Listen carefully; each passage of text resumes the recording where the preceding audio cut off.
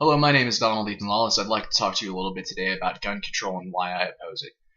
Since the beginning of firearms, there's been a lot of debate as to whether a private citizen should be allowed to own their own firearm, and I believe there's a few reasons why. If you look into the history of weapons, firearms, any nation that normally actively has tried to oppose allowing their citizens to protect themselves will start by limiting their resources on what they can buy as weapons, starting with guns, moving on to knives, even minor little things like that.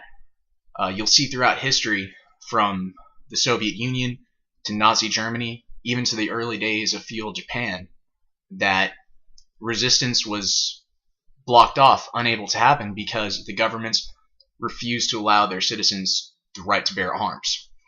Now, if you look, they'll start off small. Great example, the Texas American Revolution, war on Mexico back during the 1800s. The first thing that started the whole war was Santa Anna trying to remove a particular time in Texas, I do not recall the name at this time, a cannon that was given to them by the Mexican army. And the Texans at the time opposed that and waged war against the Mexican army. They succeeded over time because instead of bearing down and allowing the Mexican army to take their arms, they resisted, and that is where a very, very good statement was brought back again, come and take it, taken from the Battle of Thermopylae, actually, in a similar vein to the statement of there, come and get them, said by King Leonidas and his 300 Spartans. Just a stupid little history fact there. Now, another thing I want to point out to you is that states in where gun control is enforced, such as magazine capacity limits, such as in California, New York, and Illinois, crime is on the rise, even though there is licensing required by the state for their citizens to own firearms. Or for that matter, they limit the magazine cap speed to 10-round cap in California versus a 30-round cap in, I believe New York has a 30-round cap. I'd have to verify that.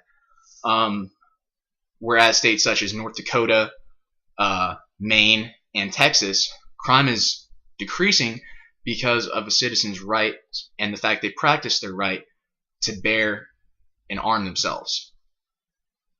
Or bear arms and arm themselves, I'm sorry. These are important facts for us to remember. Now, as you can tell by my speech that I am pro-gun, I believe that citizens should reinforce their right to own weapons, that states such as Texas that only allow concealed carry should allow open carry, because just the fact that the weapon is there does so much more to prevent a crime than them not knowing that no one in that room can have a weapon.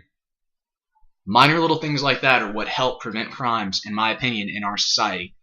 The fact that I remember when I was growing up, and there was this older gentleman at a Walmart, and he was open carrying a pistol on his hip, and a woman was offended by that, but myself and my dad brought up a very important fact, and that's that just the fact that he is exercising his right to bear arms means that everyone in that room, because he is a law-abiding citizen, is that much safer because he is there.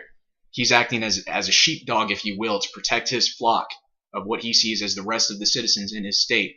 He wants to do everything he can to protect them, and I believe it's important for all of us to do that. Excuse me real quick. Note to self in speeches, turn your cell phone off.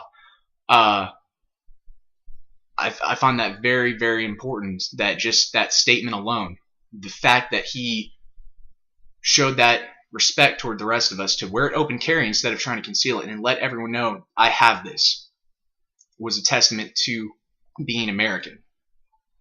Now, take it as you want. I'm not saying that everyone should wear a pistol on their hip. By all means, we should prevent criminals from having weapons, and there are some people who just flat out should not be armed at all. But just the facts are right in our face that states with more gun control laws, states that forbid people from having 30-round magazines and rifles, they can only have 10 rounds, have a higher murder and crime rate related to weapons, goes to show that